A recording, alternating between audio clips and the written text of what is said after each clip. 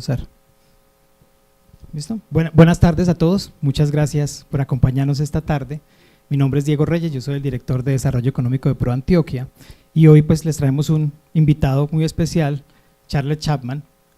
Ya lo voy a presentar mucho más en detalle mientras se acomoda, pero bueno, la idea de hoy es que hablemos de la nueva reforma laboral.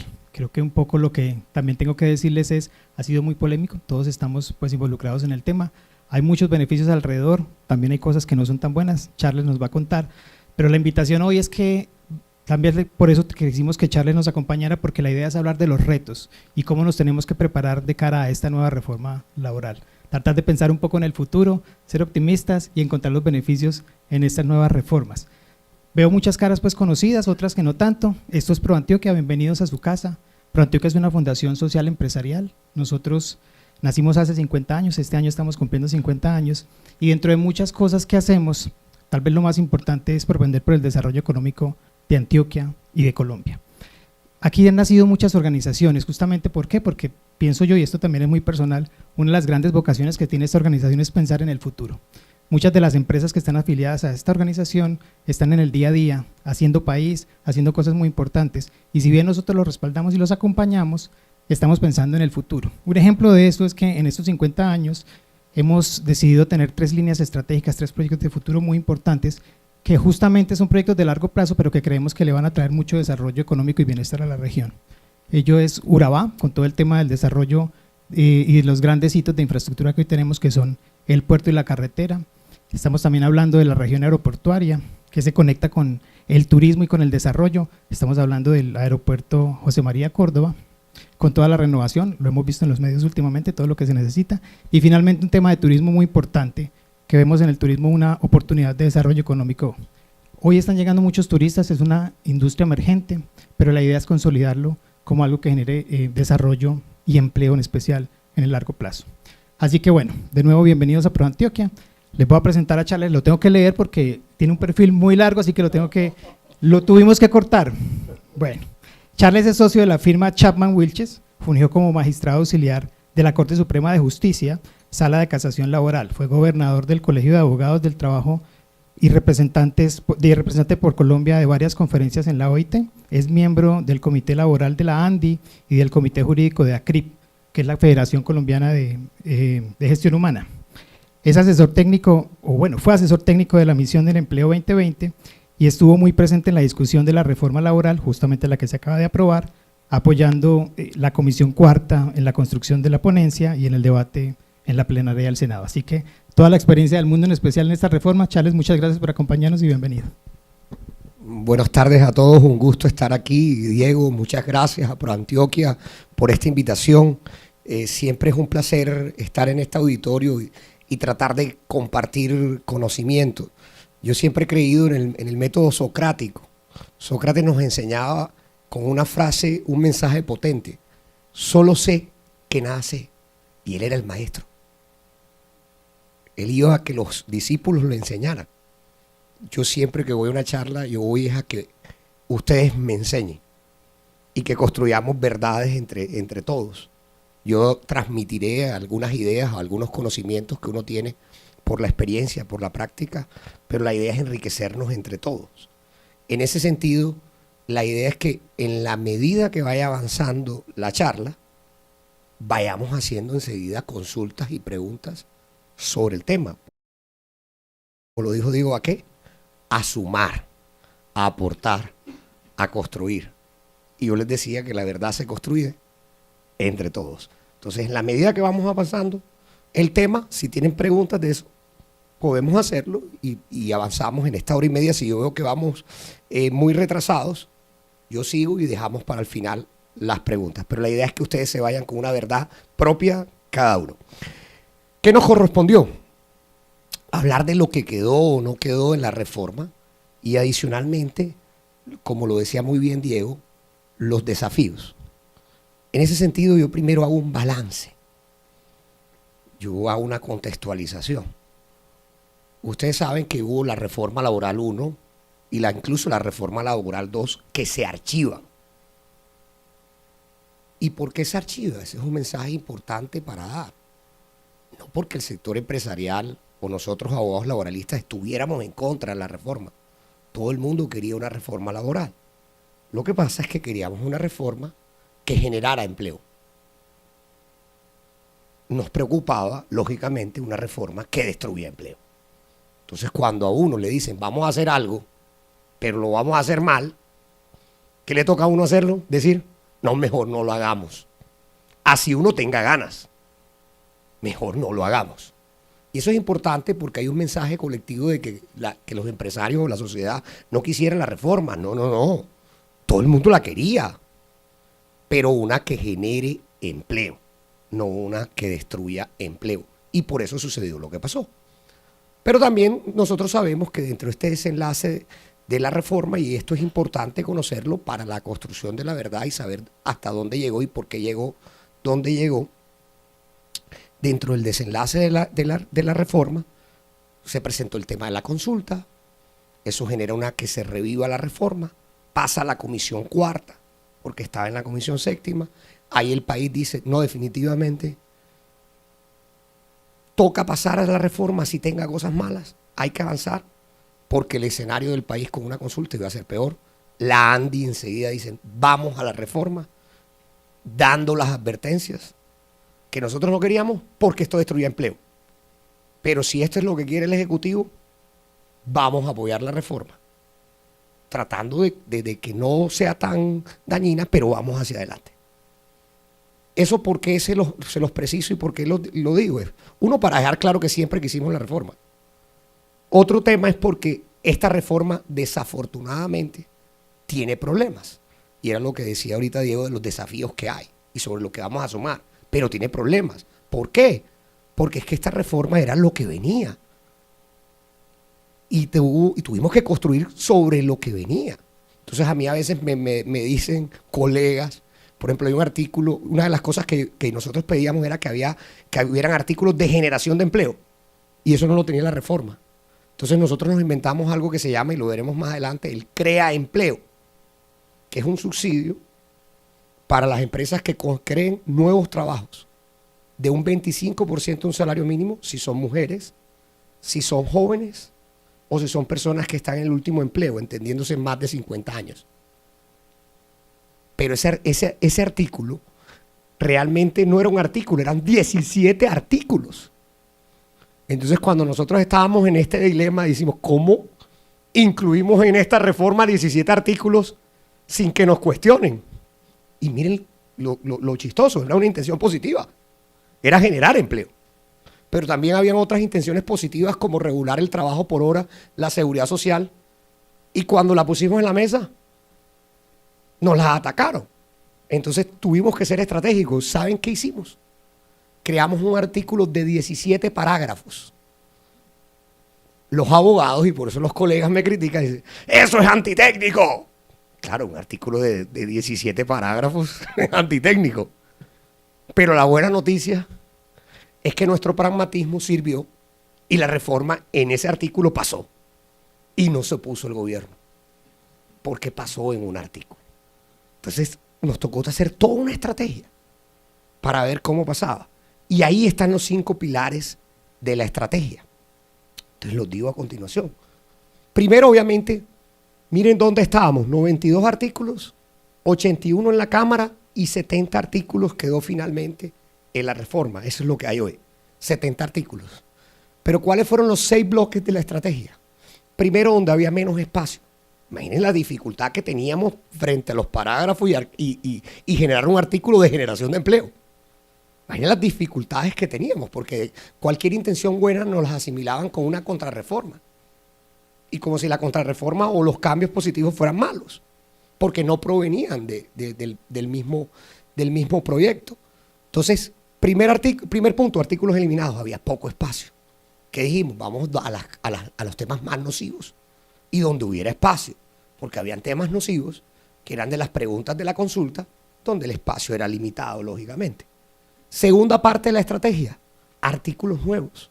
Había cosas que de alguna manera había que modernizar en la legislación laboral. Y ahorita vamos a hablar, por ejemplo, de una. Aquí en Colombia había un permiso kafkiano. La ley limita cuántas horas extras puedes trabajar. 2 horas extras diarias, 12 a la semana. Y a pesar de que te limitaba la ley, y que te exigía hacer un registro con las horas extras, si eran diurnas, nocturnas, el nombre de la persona, darle copia. La ley te exigía que tenías que ir, Diego, al Ministerio del Trabajo a pedir un permiso para elaborar horas extras. En pleno siglo XXI, pedir permiso para trabajar algo que dice la ley. ¿Y qué pasaba? El Ministerio del Trabajo a veces no entendía la jornada. Por ejemplo, el sector minero aquí en Antioquia no entendía. Ahora el puerto menos lo iba a entender, que eran jornadas extendidas. Y te decía, no trabajas horas extras. Entonces imagínense una empresa de acá de Antioquia, como Nutresa, como Argos, en diciembre, su mejor mes, que le digan que no puede trabajar horas extras. Sí. Seguridad. Era un problema, no entendían la jornada de horario. Entonces dijimos, hay artículos que definitivamente había que eliminar. Y ahí le pusimos a esa canasta 5 artículos. Ahorita los vamos a ver todos desarrollados. Tercer punto. Dijimos, tenemos poco espacio para eliminar, poco espacio para nuevo. ¿Cómo hacemos? ¿Qué más hacemos?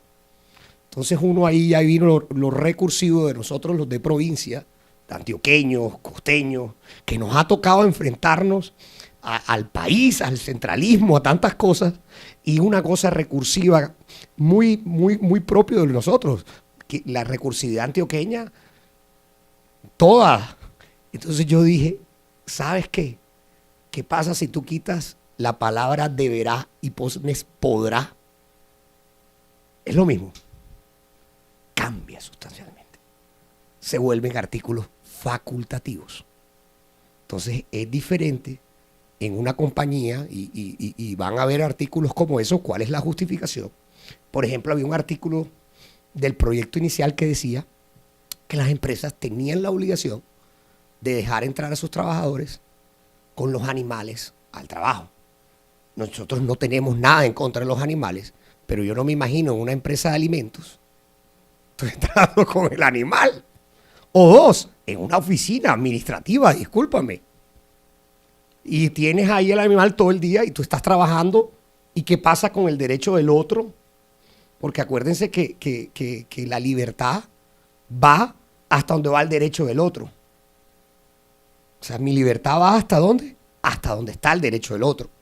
Entonces yo también tengo que entender que de pronto un animal haciendo ruido o algo puede desconcentrar a una persona. Yo imagino entregando un informe yo a último momento y queriendo tener concentración, y yo soy una persona necesitada que no tengo mis condiciones en mi casa, internet, virtual, y me toca trabajar en la sede, y yo no pudiéndolo hacer porque había una persona con un animal. Y no estamos en contra de los animales, pero hay que entender hasta dónde llega mi derecho. Y ese decía deberá. Es diferente cuando dice podrá, que es lo que hacemos en este buen tejido empresarial que hay en Antioquia y en Colombia. Si las condiciones lo permiten, los podemos hacer y lo manejamos entre nosotros. Y entonces esa fue la tercera línea de acción. Podrá. Después que viene la cuarta, dijimos, bueno, ya aquí no estamos eliminando, ya no son nuevos, ya no podrá. Son 80. Aquí había que inventar. Entonces vamos a mejorarlos. No importa el tema, mira cómo mejoras el asunto. Sobre todo porque en esta discusión había mucha errada información. Imagínense que allá decían que tal tema era de acuerdo a las altas jurisprudencias de la Corte, o lo que decía la OCDE. Entonces, cuando tú ibas allá, los senadores creían que era así. Entonces, por ejemplo, en el artículo de disciplinario, que veremos más adelante, ellos decían que las justas causas o las sanciones era lo mismo. Resulta que la Corte ha dicho que tienen 2 procedimientos diferentes, y con una justa razón. Imagínense un caso de acoso sexual, yo teniendo que al tipo que está comprobado, que está demostrado, teniendo que hacerle un proceso de 2 meses, 3 meses. ¿Ah? No tiene sentido. Por eso cuando ya yo tengo comprobado y que es un tema para terminar el vínculo, yo tengo que tener rapidez y agilidad dependiendo de la situación. Es diferente cuando es una sanción que voy a durar con la persona, que voy a estar. Pero hay diferencias que entiende la Corte. Pero ellos decían que era lo mismo. Entonces nosotros lo que hacíamos era mostrar las sentencias. no, esto no es así. Y sacaban las diferencias y ahí está el tercer bloque de artículos mejorados. Después, la quinta parte de la estrategia fue la política pública. Ustedes saben que no es lo mismo que sea una obligación a cargo del empresario, que tiene ya bastantes cargas, a una obligación que le corresponde al Estado porque le corresponde al Estado. Y me explico. Imagínense que en la cuarta revolución industrial, ¿cuál es la cuarta revolución industrial? La tecnológica, ¿no? Imagínense que en este país, en la cuarta revolución industrial, querían poner una norma que señalaba que si yo iba a hacer un cambio tecnológico en mi compañía, yo tenía que notificarlo a los trabajadores con 6 meses de anticipación.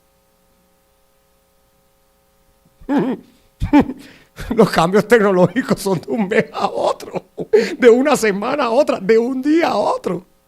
¿Cómo yo les notifico con 6 meses de anticipación? Y 2, ¿cómo yo bloqueo esa empresa por el cambio tecnológico? Mi carga no puede ser peor. Eso es como la medicina siendo peor que la enfermedad.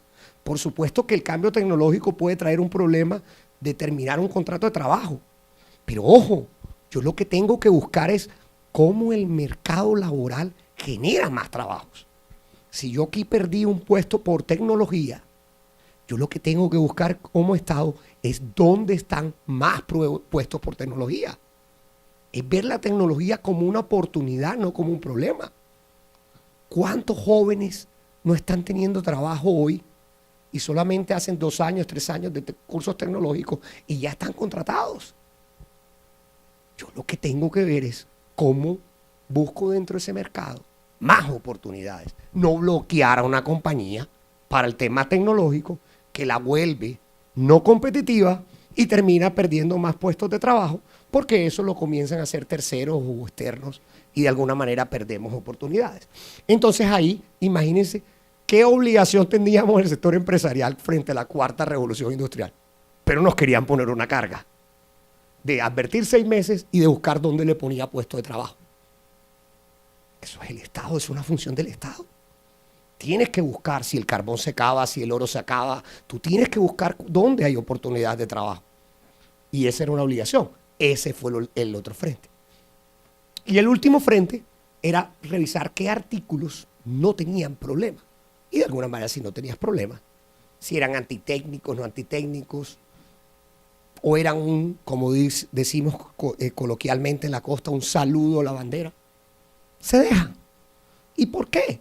Porque ahí tú vas a encontrar artículos del empleo verde, del empleo rojo, del empleo azul, del trabajo para A, para B, para C, para D. Pero muchas buenas intenciones que si no tienen un presupuesto o no tienen un plan de acción no pasará nada.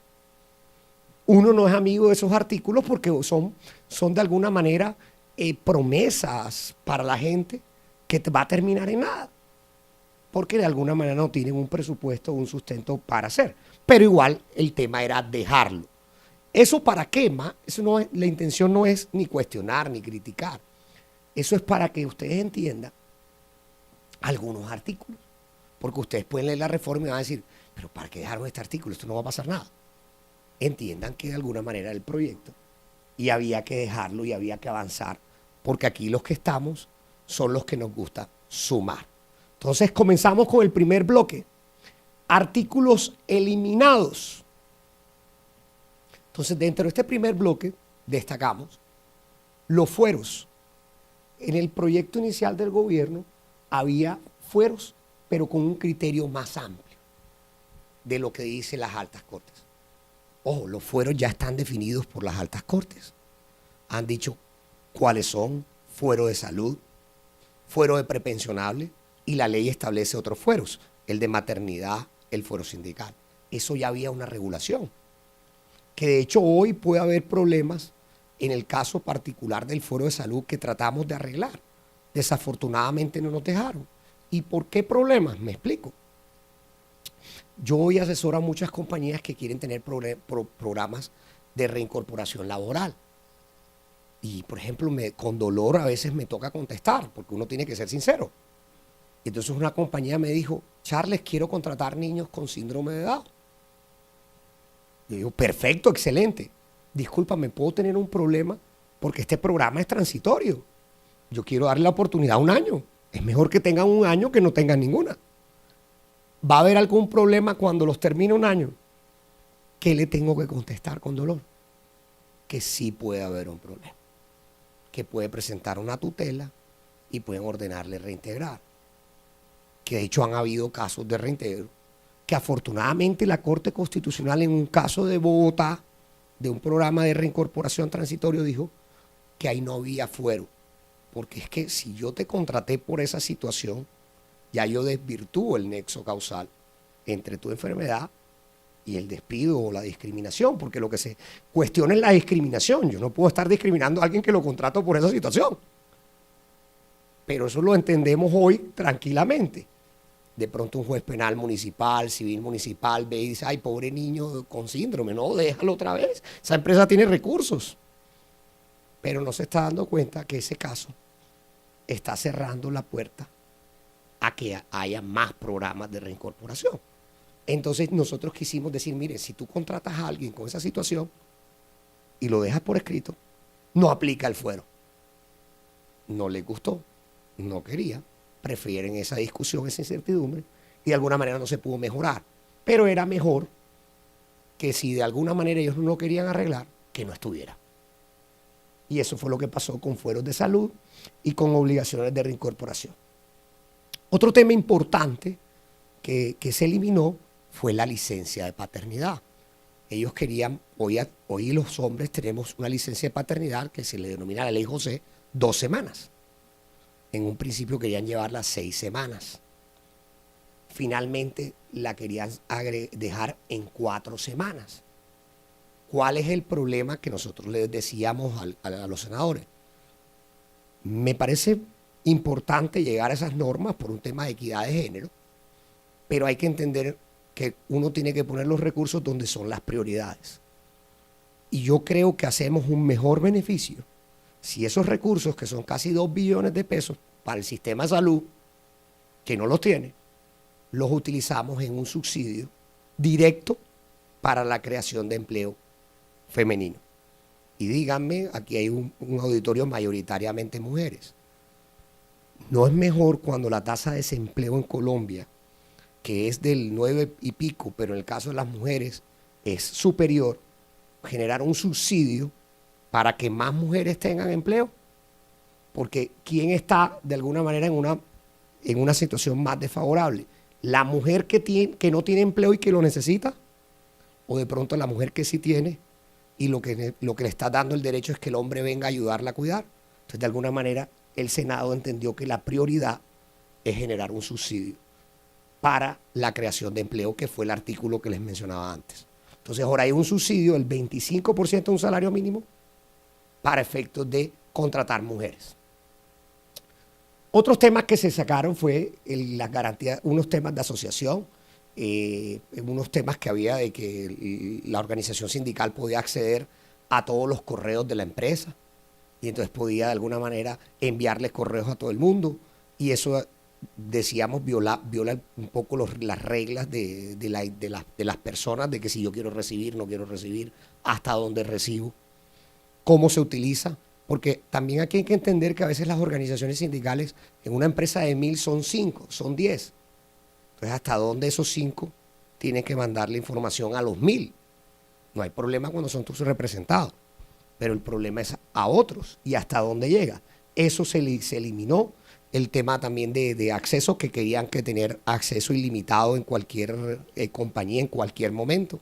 Digo, no puede ser ilimitado y no puede ser en cualquier momento. En ocasiones tus empresas son de alto riesgo. ¿Cómo va a llegar alguien a distraer? Hay espacios para todo. De alguna manera también se eliminó. Había un tema que aquí es muy fuerte en Medellín. Aquí hay, sobre todo la CGT, que es muy fuerte acá en Medellín, tiene una figura que se llama el contrato sindical.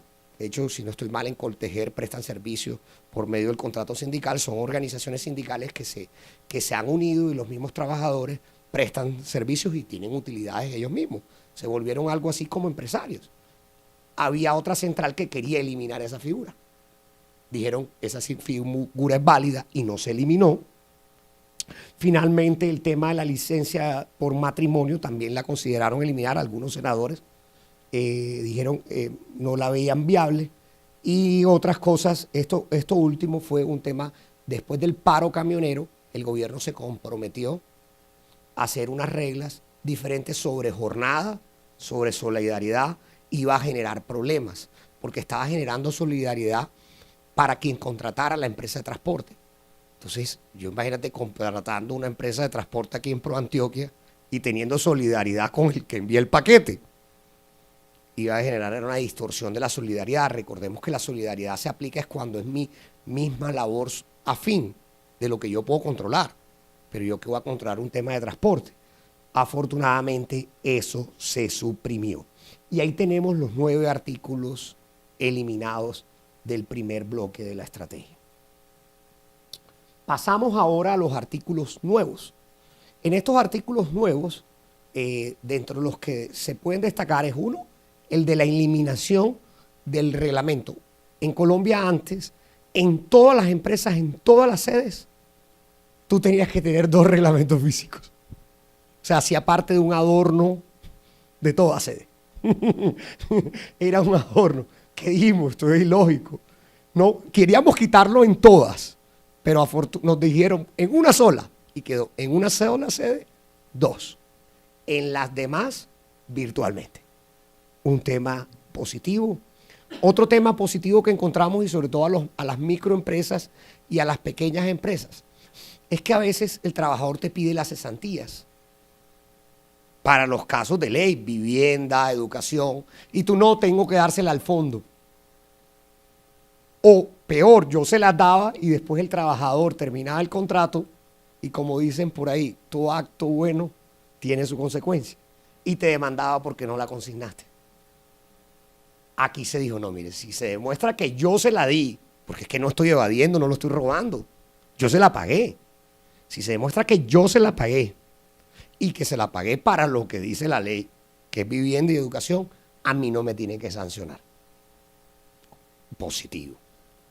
Y adicionalmente, lo que les dije, el permiso de horas extras, hay que se agregó, también se facilitó. Hoy en Colombia se dice que uno debe tener un registro actualmente, donde coloca el nombre del trabajador, el número de horas, si es diurno o nocturno. Antes la ley que decía que ese registro se los tenía que dar a todos los trabajadores. Realmente nadie lo hacía. Ahora, ¿qué se dice? Se le da al que lo pide. Si el trabajador lo solicita, tú le das las constancias de las horas. Y este registro lo puedes hacer por medios tecnológicos, que es la idea. Después el artículo, el crea empleo. Mire, esas gráficas, tranquilo, que se las vamos a dar cortesía de ProAntioquia. Son los números de los artículos, sino que quise hacer el esquema en relación a la temática, a la estrategia implementada, pero ese es el número de artículos. Entonces, el crea empleo, el artículo de 12 incisos, artículo más largo de la historia legal de Colombia, 12 incisos. Entonces ahí tenemos el crea empleo también, que fue un subsidio del 25% de un salario mínimo para las empresas que generen nuevos empleos. Es algo como el PAEF mejorado que tuvimos en pandemia, que esa era una de las grandes preocupaciones. Y finalmente se les permite, bueno, ya eso lo dije, del pago de las cesantías ya había dado el ejemplo. El último es que por practicidad se le permite a las compañías que en la cuenta mensual tú puedas pagar intereses de cesantías y cesantías mensualizadas. Ustedes saben que las cesantías se consignan el 15 de febrero y los intereses en enero. Pero puede ser que ustedes digan, ¿sabe qué? Yo no quiero liquidar eso en el año, yo lo consigno mensualmente. Cesantías al fondo, un 8.4%, el interés un 1%. El interés sí se lo puedes dar directamente al trabajador y le ayudas con su flujo de caja. Entonces tú quieres dar un beneficio y dices, oye, yo quiero mejorar el empleado con un 1%. ¿Sabes qué? Yo no te voy a dar el 12% en enero, te lo doy mensualizado. Entonces abrimos a preguntas acá, que ya los veo ansiosos, a misocráticos. Entonces comencemos por acá y después sigo allá. ¿Alguien todavía le alza la mano? Sí.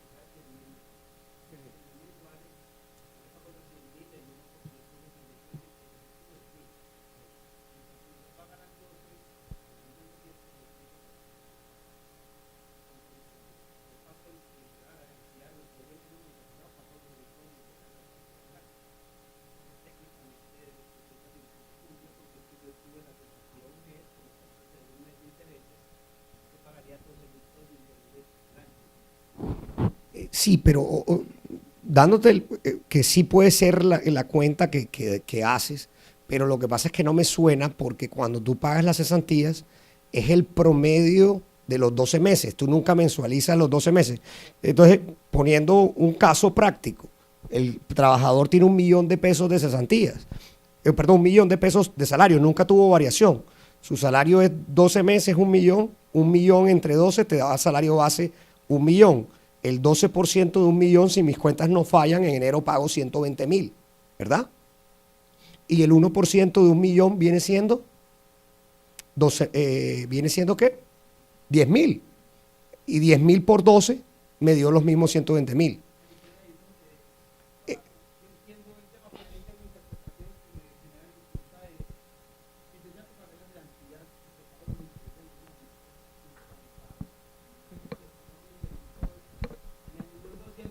Sí, sí, sí. Sí. Yo pago intereses sobre lo pagado. Yo no puedo pagar intereses sobre 1.200.000 que no se ha causado. Yo no te puedo pagar 12.000 de interés a las cesantías porque es que no sabes si vas a salir mañana. No, sí. No, totalmente claro, todo depende, pero yo lo que digo es, aquí en ningún momento se quiso, lo que se quiso hacer fue una practicidad en el pago mensual, primer punto. No se quiso quitarle derechos al trabajador, de hecho, tan no se quiso quitar, que yo te voy a decir algo todavía adicional, discúlpame, si yo te pago las cesantías en un mes, no tengo derecho al 1%, porque la valor es cero, porque el valor es cero. ¿Para qué te digo eso? Es que en mi opinión, a final de año, cuando venga la cuota de diciembre, si tú lo mensualizaste, tú tienes que hacer una cuenta del promedio. Y después, si hay una diferencia, reliquidarla y pagarla en la última, tratando de buscar la armonía. Lo que pasa es que si yo no tuve la plata desde la filosofía del interés, podemos estar discutiendo si estoy de acuerdo o no estoy de acuerdo. Evidentemente el 1% es imposible generar en un mercado, pero yo tengo la plata del trabajador un año, le doy un 1% por cada mes. Pero al yo no tenerla nunca y pagarle ese 1%, pues el trabajador sí tendría que ver necesariamente menos plata. Porque es que una de las... ¿Por qué le sigo pagando? Sí, total. Entonces yo ahí veo en la redacción, y más allá de la discusión, es para efectos porque me han preguntado, yo creo que todos los que... yo soy abogado, especialista en derecho laboral, y entonces uno es el que le responde la duda a todos los abogados civilistas, comercialistas y demás. Me preguntan por esa norma, yo digo, yo creo que esa norma al final le permite a la empresa hacer un estudio financiero y decir, lo pago y me sale más barato porque al final no tengo la plata del trabajador. No. Yo te digo la historia de esa norma. Esa norma viene de la Javeriana, del Observatorio de la Javeriana. La Javeriana lo que quería era simplificar las cosas y que por eso se llama y que régimen simplificado, que no tiene nada que ver con el pago de las cesantías y eso. Y lo que querían era que pudieras pagar los derechos mensualmente, pero se modificó en el trámite legislativo. Pero la filosofía esa, búscate el proyecto de la Javeriana y está la norma completa. Por eso se llama régimen simplificado, que no tiene nada que ver de régimen simplificado, porque es pago nada más de intereses y cesantías, porque en el trámite quitaron las primas, antes de las primas. Pero la intención es cómo pago mensualmente, lo que tengas de derecho. Ojo, yo sé que tú de alguna manera tienes el derecho de las cesantías, en el primer mes, ya entendí lo que me querías decir, en el primer mes no es 1.000.000, porque realmente es el 12% de 1.000.000, ya te entendí, y va a ser menos, pero en mi opinión la filosofía es que tú de alguna manera los 120.000 pesos que tenías que pagar en enero, los pagas mensualmente. Y si tú dices, no, porque las cuentas no me da, porque una cosa es la norma y otra cosa es lo que diga la jurisprudencia y lo que vamos a hablar, en mi opinión, si tú te genera, porque en enero tu cesantía no es 1.000.000, sino son 100.000, tú puedes pagar el 1% del 100.000. Pero lo que sí te quiero decir es que cuando termine el contrato, te va a tocar reliquidar y lo que te falte lo pagas, ya sea en enero o en la terminación del contrato. En cualquier caso vas a terminar pagando 120.000 pesos. o lo que tengas acumulado de cesantía. No sé si me expliqué esta vez. Sí, es absurdo. No, no, no. Ya. Sí, sí. No, y aparte de eso, yo te quiero decir. Sí, sí, y aparte de eso. Sí. Sí, sí. No, no, y yo te quiero decir, o sea, yo no le veo, o sea, era una norma que venía de la Javeriana y la cogieron de la Javeriana. A mí no me hace sentido y no creo que mucha gente la utilice. ¿Por qué no creo que mucha gente la utilice? Primero porque lo que podías utilizar eran las primas y lo quitaron. Y las primas tú lo puedes hacer por un tema de anticipación de flujo de caja. A veces tú quieres ayudar a los trabajadores por flujo de caja. Pero en interés de cesantía no me tiene sentido. Y dos, ¿para qué yo voy a mensualizar las cesantías? Yo me ahorro esa plata, que la tenga el fondo, mejor la tengo yo y me financio. Un mes de sueldo por 1000 trabajadores es un poco de plata. Entonces yo no le veo sentido, pero de alguna manera ahí está la respuesta a la propuesta de la Javeriana. ¿Había alguna otra pregunta por acá?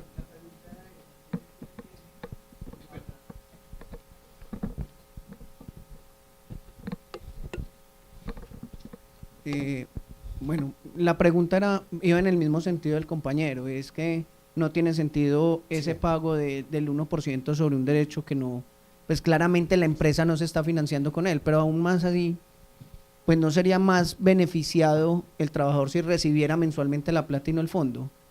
Sí, pero yo entiendo la dificultad que tuvieron en los legisladores. Nosotros aquí pensamos así, pero cuando tú dices, porque yo tenía una propuesta que me la quitaron, que ahí sí era, la propuesta mía era pago mensualizado de todo y no tenía intereses de cesantías. Era un 8.4% por cesantías, un 8.4% por primas, y yo decía, en los empleados que se les pagara por día, por hora, por tiempos inferiores al mínimo, no tiene sentido que yo le acumule las primas y las cesantías.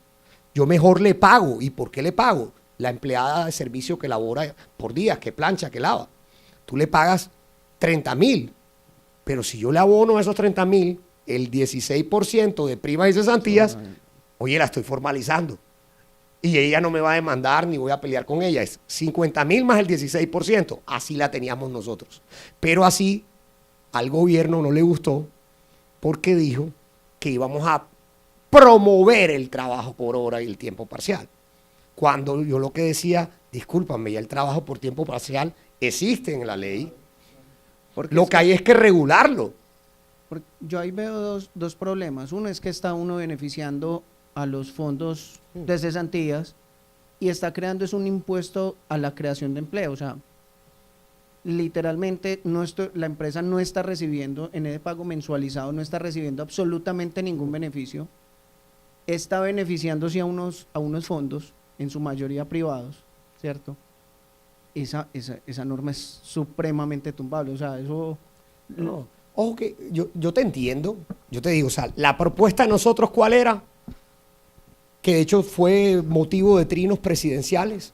Yo no sé si ustedes los recuerdan, que es que en la reforma, que aquí estábamos haciendo una contrarreforma, porque estábamos promoviendo el trabajo por hora, y ¿qué era lo que decíamos? Cuando se trabaje tiempos parciales, primero, aparte del valor hora, incluirle un 17.5, que es la proporción de domingo y festivo. Porque a veces tú pagas el día y se te olvida pagar el domingo y el festivo. Y eso es injusto. Pero los empresarios no lo hacen es porque no saben. Tú dices, yo pago el día, son 30,000 y yo no te tengo que pagar domingo. Pero resulta que te tengo que pagar la proporción del domingo. Entonces nosotros pusimos en la norma que se agregue el 17.5. Y adicionalmente pusimos la opción, el empleador y el trabajador podrán pactar que las primas, las cesantías y los intereses no, porque si yo te la pago mensual no hay intereses. La prima y las cesantías se pagarán mensual. Entonces, ¿qué pasa? Ese empleado por día, que no gana el mínimo, recibía, por decir algo, ella se gana 50,000 pesos semanales, 50,000 por 4, 200,000, más el 17.5 de los domingos, ya va haciendo 35,000 más, va por 235, más las primas y las cesantías, que son un 16%, estamos hablando de 320 más. Estábamos llevando a esa señora a 300,000 pesos. Y yo estoy seguro que los empresarios colombianos dicen, ¿yo para qué voy a financiarme con esa plata a esa pobre señora? Esa pobre señora lo necesita más que yo. Yo le pago el mensual, me libero, pagué prestaciones, primas adelantadas y ahí es un anticipo para ella. Pero ahí, ¿por qué te digo este ejemplo que queríamos nosotros? Porque ahí vinieron los detractores. Ustedes son terribles, quieren robar las cesantías de los pobres trabajadores que son para vivienda. Y le decía, discúlpame, esa pobre señora está en la informalidad, ni seguridad social ni prestaciones. Estoy formalizando para que las tenga. Y en últimas, yo te pregunto, una señora que tiene de ingresos o un señor que tiene de ingresos 600,000 pesos mensuales, ¿tú crees que está pensando en comprar vivienda o algo? Ya lo que necesita es subsistencia. Entonces, las cesantías tienen una filosofía de vivienda, pero hasta donde tu lógica te permite. Y eso lo tratamos de explicar. Infortunadamente nos vencieron y no lo entendieron. Pero ¿para qué te explico? Que en el caso porque ellos tenían que hacer al fondo, porque si no salen los detractores y dicen que le quitan el derecho a la vivienda como si por eso van a ahorrar. Y lo que hacen es condenar a la informalidad. Y otra cosa, eso es opcional. Eso no es obligatorio. Entonces no creo que sea inconstitucional porque es los que quieran. ¿Sí? ¿Sigo yo? Sí, Gracias. claro. ¿Usted cree, doctor, que esta reforma, porque yo noto que en esto y en muchas cosas del gobierno, tratamos de poner todo como blanco o negro, ¿cierto? ¿O será que lo estoy haciendo yo? No, está bien. Y yo veo que es una reforma que sigue siendo una reforma bastante como anquilosada, por así decirlo, que no permite ciertas cuestiones de flexibilidad, porque arrancamos por la cuarta revolución industrial y ahora estamos viendo, o yo noto, que es una reforma que vuelve hacia atrás en muchas cosas y que tendríamos que pensar en ¿usted cree que vamos a tener que hacer otra reforma? Yo pienso en las empleadas domésticas. Vos trabajas un día a la semana. Como acabaste de decir, es mejor que haya una formalización de ese día a la semana a que no haya una formalización de ese día a la semana. Entonces la pregunta concreta es, ¿usted ve que esta reforma realmente nos solucionó esos problemas de una flexibilidad laboral que se requiere para muchas actividades dentro del sistema laboral colombiano? Mira que estamos identificados y yo creo que no estamos viendo el tema de blanco y negro. Si tú ves cómo comencé yo la presentación, yo te dije, y de alguna manera estaba tratando de justificar por qué llegamos a esto. Mira, la estrategia del podrá, la estrategia del eliminar, el nuevo, ver qué pasaba. Porque en últimas este es el país este es el país que tenemos, este es el gobierno que tenemos, y de alguna manera había que hacer dentro de lo que está. Esto es lo mejor que pudo pasar. Esto es lo mejor que pudo pasar. Hoy no tenemos consulta. Acuérdense que cuando estaba la consulta se ganó por 2, 3 votos y fue porque estaban descuidados. Si hubieran hecho otra vez una votación de consulta y no hubiera reforma, hubiéramos perdido. Y hoy el debate en el país sería 12 preguntas. ¿Quieres recargo nocturno hasta las 6? ¿Quieres tal? Entonces mira que no es ni blanco ni negro, somos grises, ¿sabes? Sino que uno tiene que entender que todo se pondera, todo se construye entre todos y ese es el país que tenemos. Y de alguna manera es el presidente, es el gobierno, es la democracia. Claro.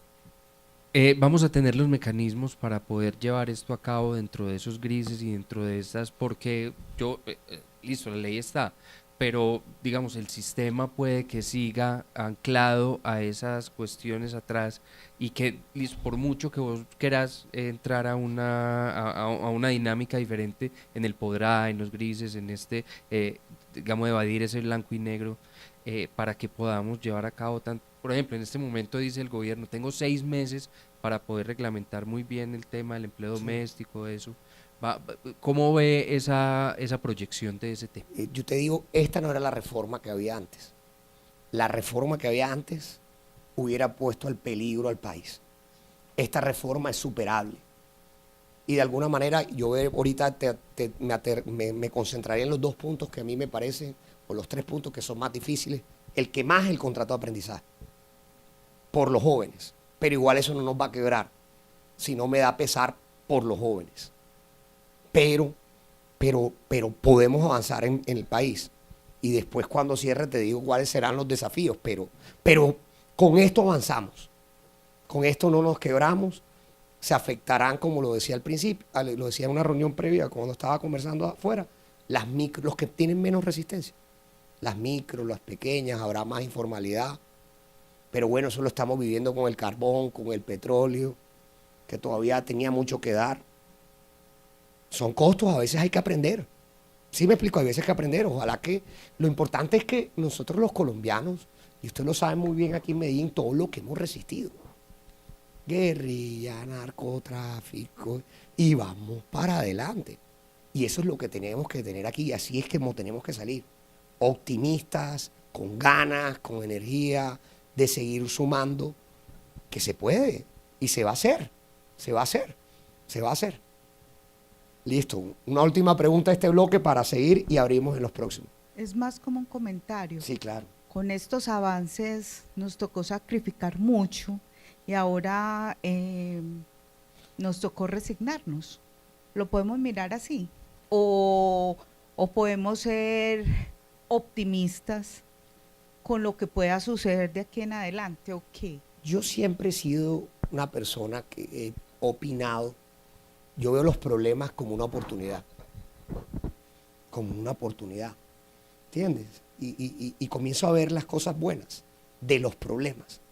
Y a sacar las cosas buenas de todos los problemas que puede uno tener en la vida. Porque todos tenemos muchos problemas en la vida. Pero todos son una oportunidad. Y yo lo veo así. Yo lo veo como una oportunidad para hacernos mejor. Sí, me explico. Para hacernos mejor. Y sobre todo porque, miren, de todas maneras, fue un gobierno, si uno ve los últimos gobiernos, no, hemos avanzado. Hay que seguir avanzando. O sea, yo lo veo como una oportunidad de ser mejores, de aprender y de hacer las cosas. Yo lo veo así, y así hay que entenderlo. Los turcos decían, las mejores espadas son las que más reciben golpes y calor, porque le saca el filo. Entonces yo creo que de acá vamos a salir mejor. Eso sí, del dicho al hecho hay mucho trecho, nos toca trabajar. Esto solo no viene.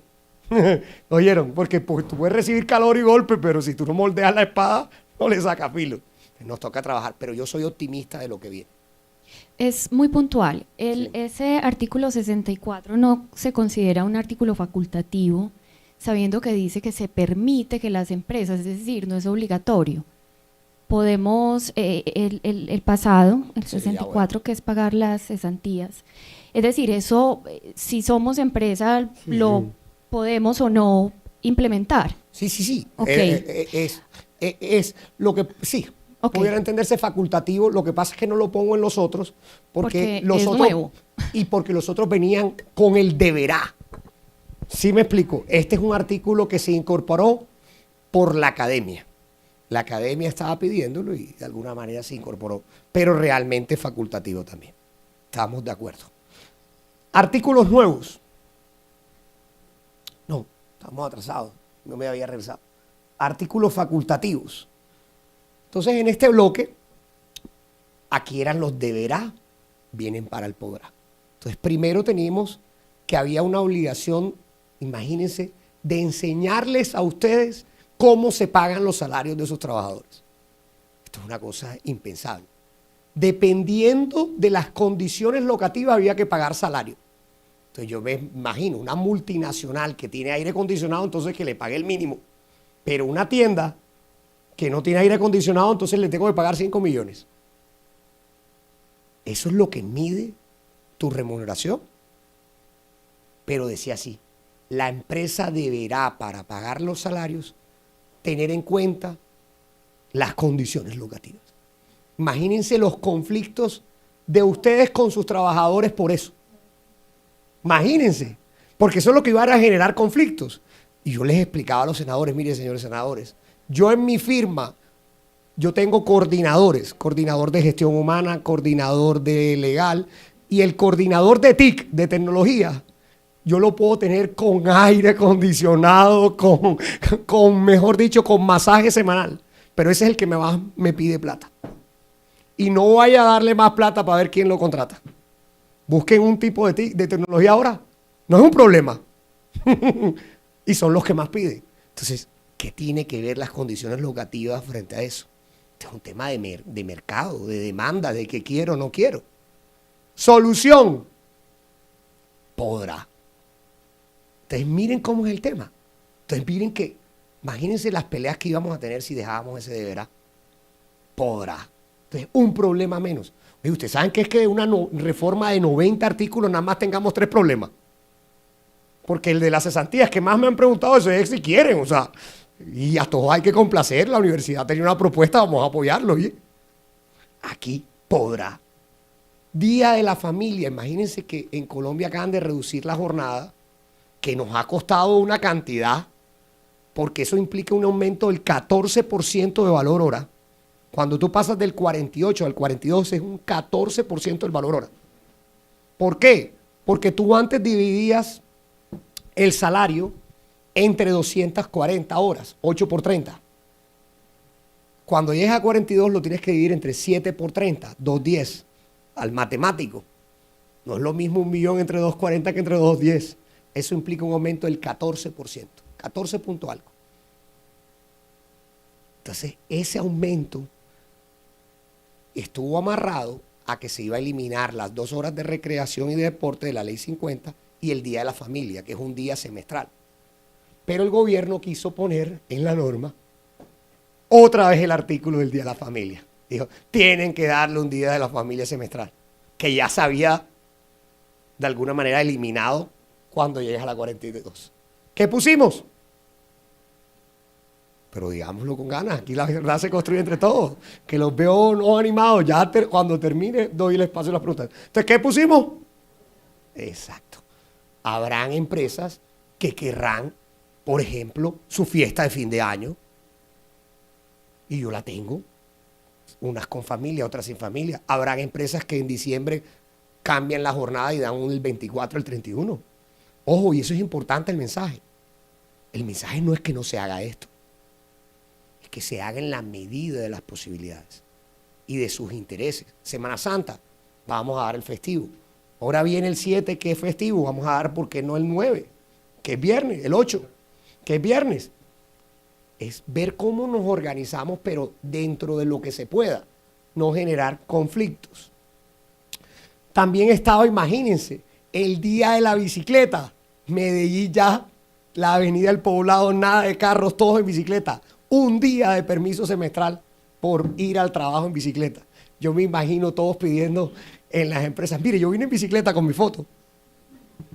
Cuidado que la tienes montada y se la dan en la esquina. Te daban un día de permiso. Ya se quedó en qué? En podrá.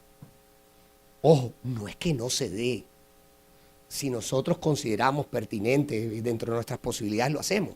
Pero yo que le decía a los senadores, oye, estamos en una reducción de jornada. Colombia tiene el mejor tejido empresarial del mundo. Colombia fue el único gobierno que después de una pandemia, donde se golpearon los trabajadores y los empresarios, se metió en un tema de reducción de jornada. Después de la pandemia.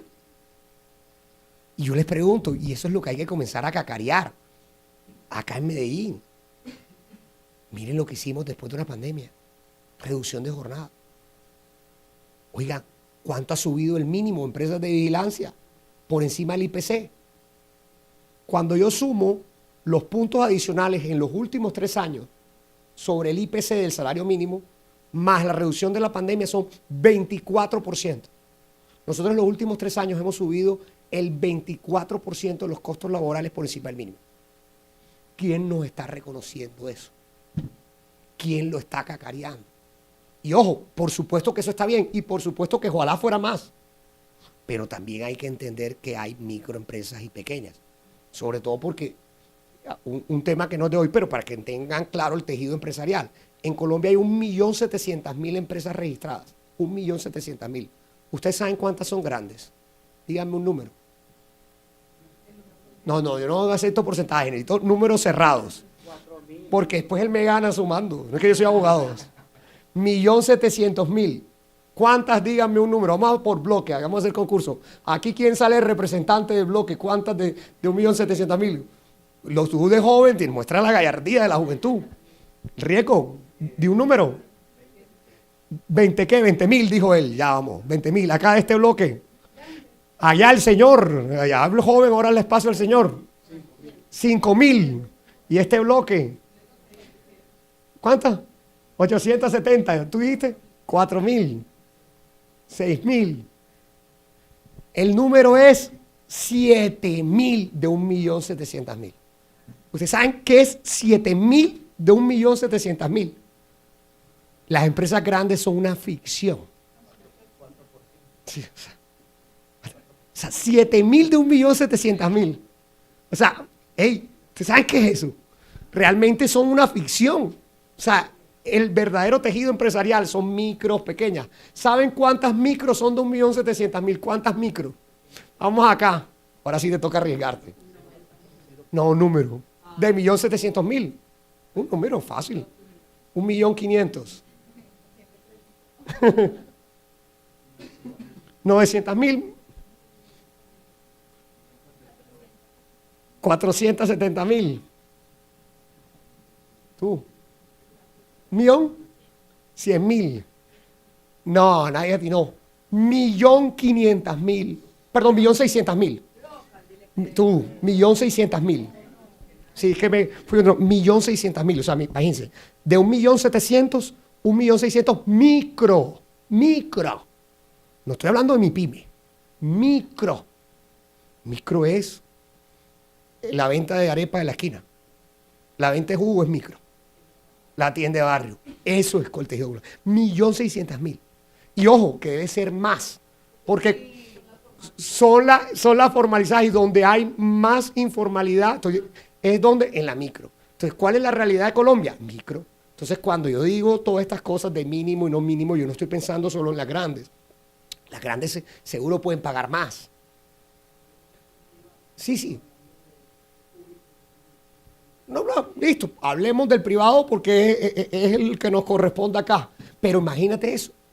Entonces, uno tiene que entender que el uniforme que va a ser laboral debería ser para la mayoría. Y lo otro que lo arreglen vía sindicato, vía convención, pero yo tengo que hacer para la mayoría. Aquí hacemos al revés. Hacemos un traje para 7.000 que no le queda a 1.693.000. Y por eso la informalidad de Colombia y por eso esos temas. Guárdenme las preguntas cuando termine aquí el bloque. Entonces seguimos el día de la bicicleta, responsabilidades ahora las de responsabilidades. Entonces nos querían en plena reducción poner que yo estaba obligado a dar a cualquier trabajador, si estaba en temas de cuidado, tenía que cambiarle la jornada. Si tenía hijos o familiar que cuidar, ya sea porque era discapacitado o porque era menor, tenía que darle. Nosotros no estamos en contra de eso. Pero yo les decía, ¿qué pasa en una tienda donde es un solo trabajador? ¿Cómo se va a ir a cuidar y quién atiende la tienda? Esto hay que ver primero, siempre y cuando las condiciones del negocio lo permitan. Porque, por ejemplo, es un vigilante. ¿A ti te pagan por qué? Por estar en el sitio. Presencialidad. ¿Cómo yo voy a permitirle ese tema? Hay trabajos que lo permiten, otros que no. Otros que no. Y segundo, dentro de este tema, dependiendo del trabajo, dependiendo del tamaño. Entonces, ¿qué pusimos? Esto es siempre y cuando se pueda. En unas funciones administrativas habrá más espacio. Es como la virtualidad hoy. Unos la toman, otros no. Y es lo que se estableció ahí. Y lo último, ya saben, lo del perro gato, que se puso, que podrá, imagínense, tú sabes que en los congresos van con caballos. Y ver, si no, pero ojo que ahí hay una norma ya de los niños que es el tema de la lactancia. Hasta ahí. Pero de alguna manera aquí era el tema del concepto de los animales. Lo único que quedó obligatorio, lo único que sí quedó obligatorio es que las personas cuando tienen, por certificación del psiquiatra o psicólogo, un animal de cuidado. de apoyo es diferente, es una situación especial. Es una situación especial, excepcional. Ese de alguna manera sí tiene que valorar y tiene que responder, sí ver. ¿Qué dijimos? Podrá, pero yo tengo la obligación de responder porque sí, porque no. No es una libertad absoluta. Tengo que justificar por qué yo no hago esa jornada flexible. Pero de alguna manera se atenuó. Ahora sí, abrimos a preguntas. Espérate, acá, y sobre todo que acertó. Ganó el concurso.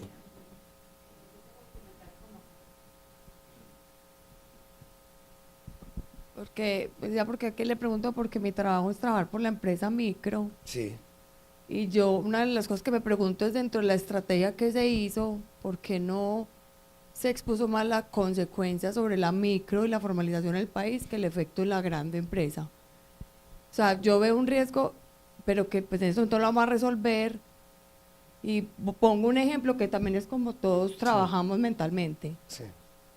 Y es que como trabajamos en grandes empresas, se nos olvida el impacto que las cosas tienen en los pequeños y en los que generan más del 67% del empleo de este país. Sí.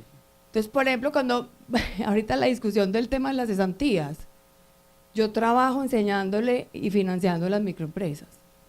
Y uno de los grandes problemas es que no saben manejar el flujo de caja. Si tienen la opción de consignar la cesantía mensual, le voy a enseñar a que lo pague mensual. Sí, claro. Para que al final del año no reciba una demanda y le cierren la empresa porque no supo manejar un flujo de caja. Total. Y eso es la realidad del país. Siento que tuvimos la oportunidad de meterle un caballo de Troya al gobierno y no lo hicimos.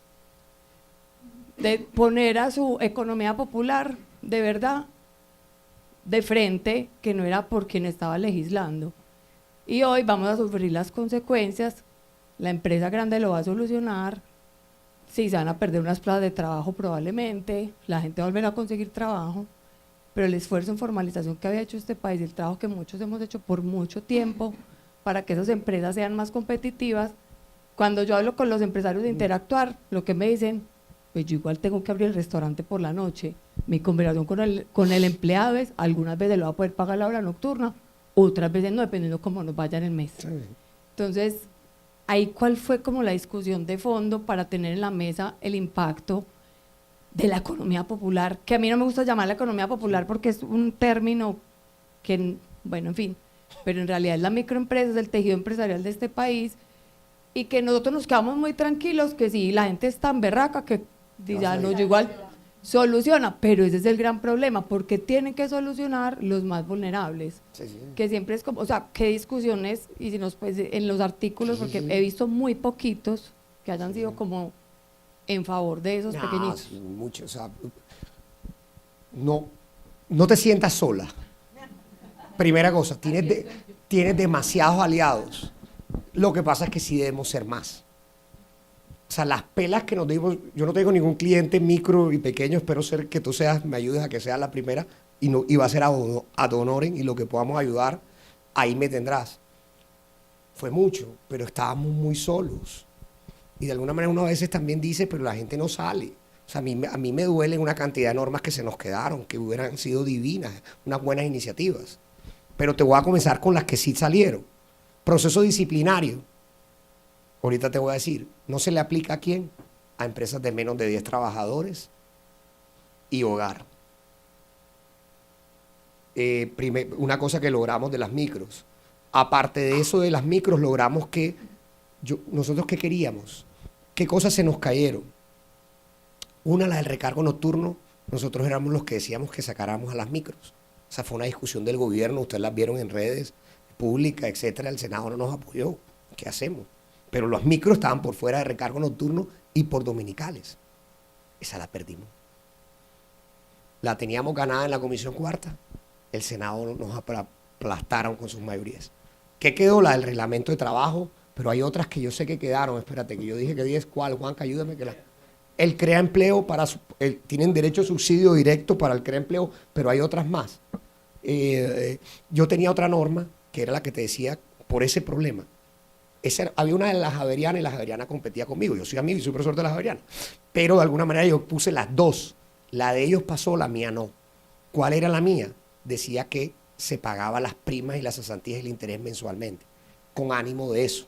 porque los micros no tienen jefe de recursos humanos, no tienen quien les liquide. Entonces, para él era más fácil 1 millón más 16%. ¡Pra! Entonces, exacto. Entonces, esa era otra norma para ellos. Esa era otra norma para ellos. ¿A qué logramos? Ese fue un tema que sí se le fue a Petro y al gobierno. Nosotros pedíamos que se les pudiera pagar por hora a los trabajadores la seguridad social y que no, cuando era así, no lo sacaran del SISBEN. Porque tú trabajas por un día, 2 días y ellos no quieren afiliarse porque lo sacas del SISBEN. Y se acuerdan todo el escándalo que hizo Petro, que estábamos esclavizando cuando lo que estábamos era haciendo algo positivo. Entonces, pero se le fueron, en 2 artículos no se dieron cuenta. Hay un artículo que se llama de la promoción, ellos lo llamaban del micronegocio. Nosotros lo cambiamos a la de las microempresas. Y pueden ustedes cotizar seguridad social parcial sin salir del SISBEN. El problema que tenemos es que tenemos que el gobierno reglamentarlo en los 6 meses siguientes, que habrá que pelear, eso será ya otra cosa del gobierno, pero ahí está. O sea, hay 2 normas que van a permitir para la microempresa pagar la seguridad social por hora. Y te sacamos del reglamento de trabajo de lo que se pudo. Pero sí se hizo. Obviamente faltó más. Pero es que el problema no es la discusión en el Senado, en el Congreso.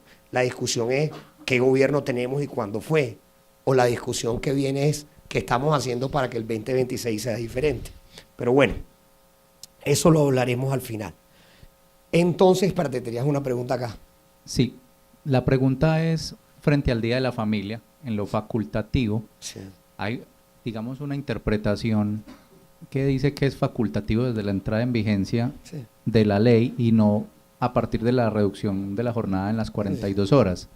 O sea que si esa interpretación es correcta, ya no tendríamos que estar dando el Día de la Familia. ¿Qué piensa usted de eso? Eso nosotros nosotros tuvimos el debate y lo pusimos. La verdad que yo al principio era de la interpretación de que se elimina ya. Pero cuando me comencé a hacer un análisis sistemático, yo le estoy diciendo a las empresas, mejor esperemos hasta el próximo año. Y me explico por qué. La norma que creamos dice podrá, es decir, que ya se eliminó. Si tú lees nada más esta norma, la interpretación correcta es ya se eliminó y por eso yo lo decía así.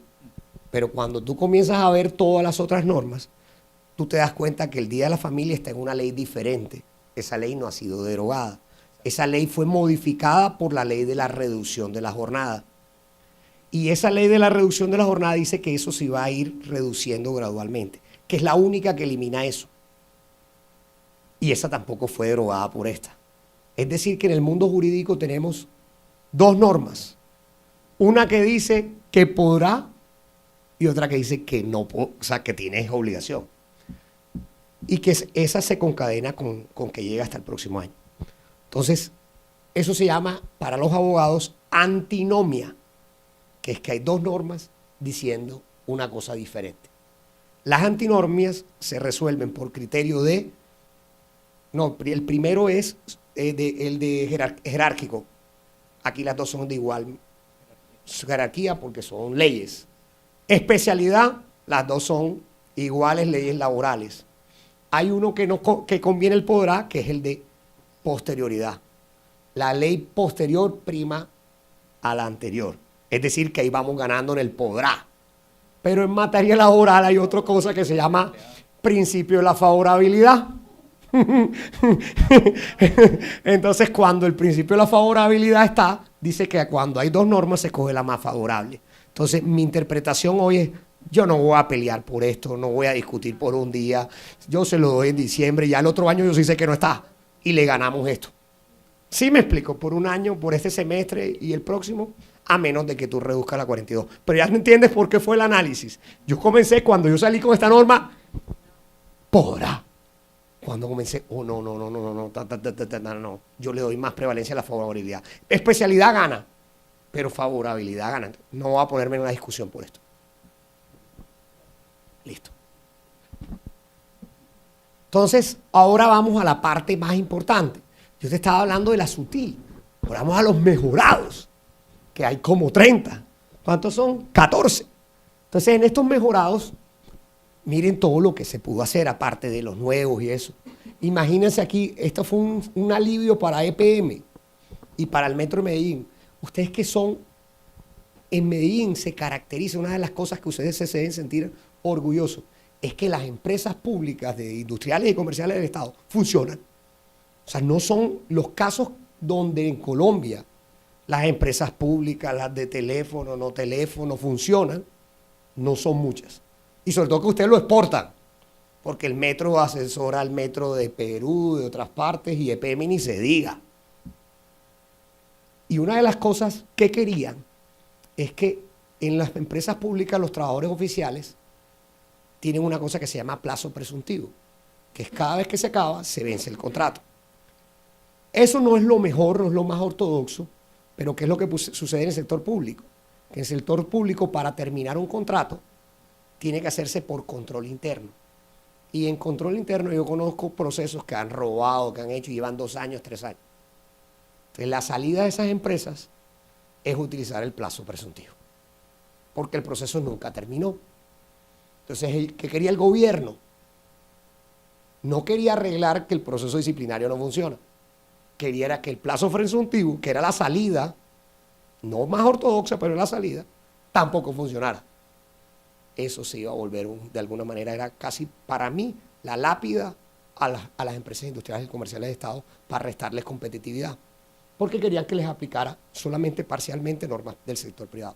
¿Qué se dijo? Se quitó eso, porque hoy en la realidad las normas individuales solamente le aplican ¿a quién? Al sector privado. Otro tema que se suprimió es que ellos querían que la favorabilidad de que hablamos ahorita se aplicara en situaciones. Ojo, situación es cualquier cosa.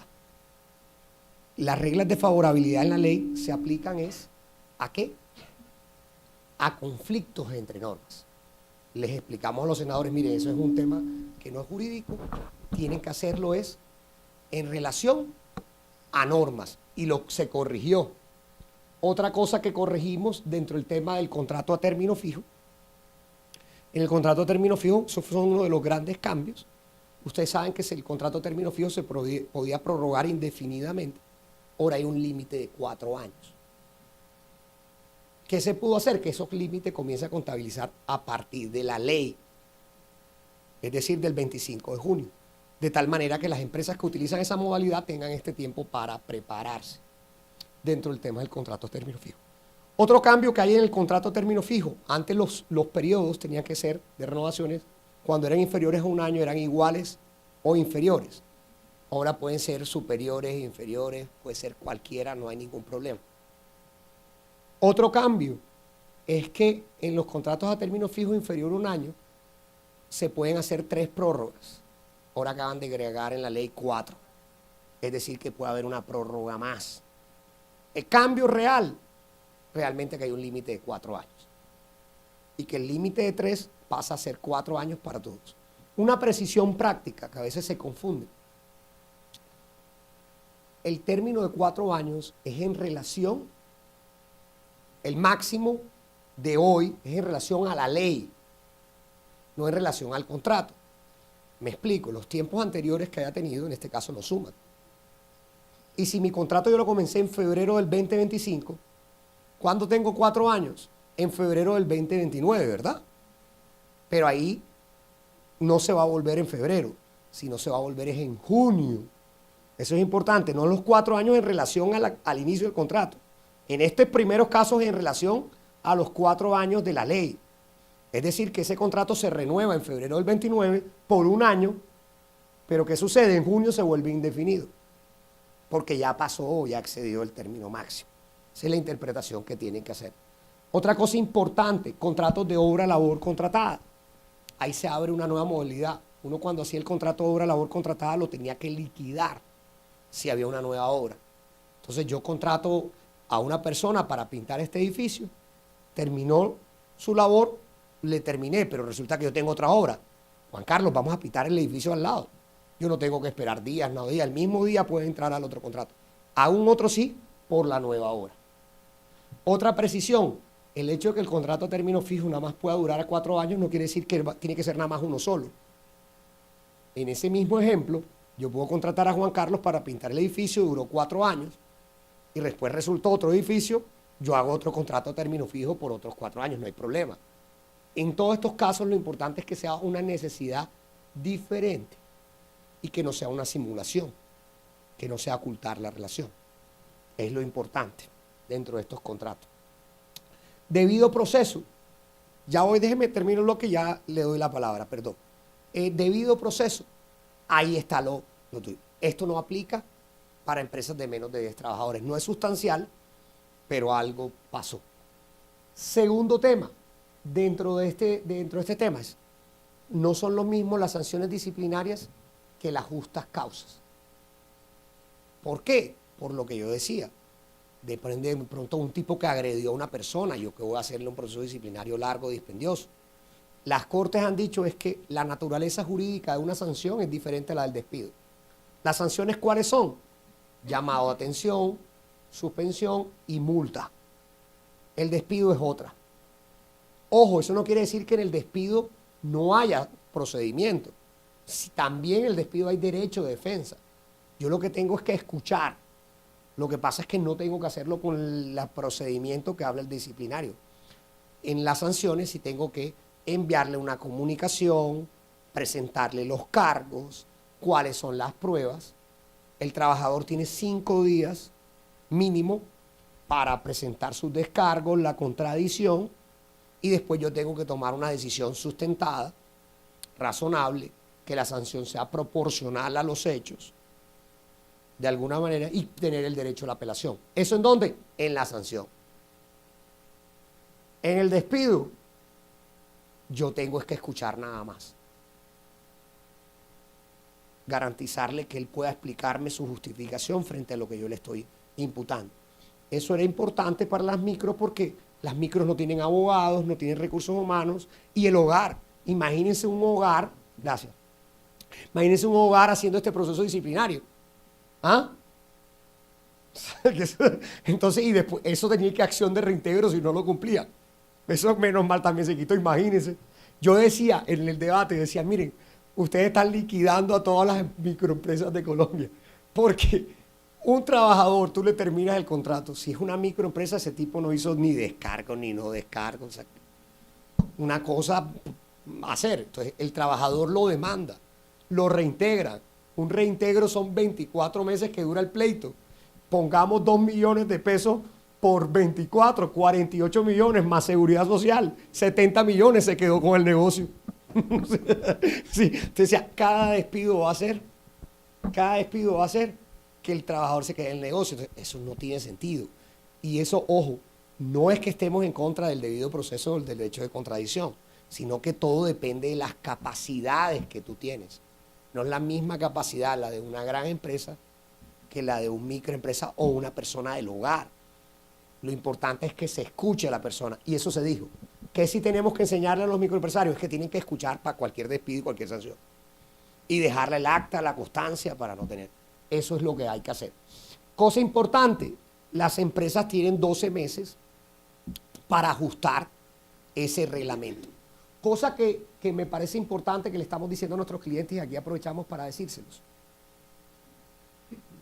Las empresas, como están obligadas a la sanción y el disciplinario, están adecuando sus reglamentos para la sanción y el disciplinario, pero no para el despido. ¿Y por qué no? Me hacen el favor, todas las empresas que están aquí van a hacer sus reglamentos, uno para la sanción y otro para el despido. Que quede regulado. No igual, pero que quede claro cuáles son esas reglas. Eso lo están haciendo, eso lo estamos advirtiendo, porque es que aquí nosotros los colombianos, si es obligación lo hacemos. Ya no es obligación, entonces no lo hago. No, tienes que hacerlo para cómo es las reglas.